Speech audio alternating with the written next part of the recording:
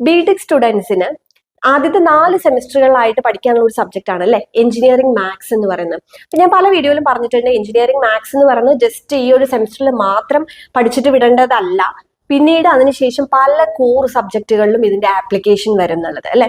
ഇപ്പോൾ ഈസിക്കാർക്കാണെന്നുണ്ടെങ്കിൽ ഞാൻ ഈസി ആയതുകൊണ്ടാണ് പറയുന്നത്, ഇപ്പൊ signals and system, electromagnetic field theory, ഇതിലൊക്കെ നമ്മൾ പഠിച്ച മാത്സിന്റെ ആപ്ലിക്കേഷൻ വരുന്നുണ്ട്.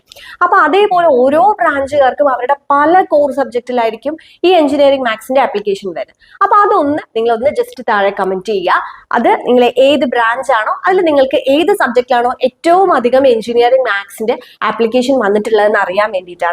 കാരണം ഇനി നമുക്ക് ജോയിൻ ചെയ്യാൻ പോകുന്ന ഫസ്റ്റ് ഇയർ സ്റ്റുഡൻസിന് അവർക്ക് എഞ്ചിനീയറിംഗ് മാത്സിന്റെ ഇമ്പോർട്ടൻസ് എന്താണെന്നുള്ളത് പറഞ്ഞു കൊടുക്കാനും കൂടി വേണ്ടിയാണ്. അപ്പോൾ ഓരോ സ്റ്റുഡൻസിനും ഡിഫറെന്റ് ആയിട്ടായിരിക്കും എഞ്ചിനീയറിംഗ് മാത്സിന്റെ ആപ്ലിക്കേഷൻ ഓരോരോ സബ്ജക്റ്റിൽ ഫീൽ ചെയ്തിട്ടുണ്ടാവാം.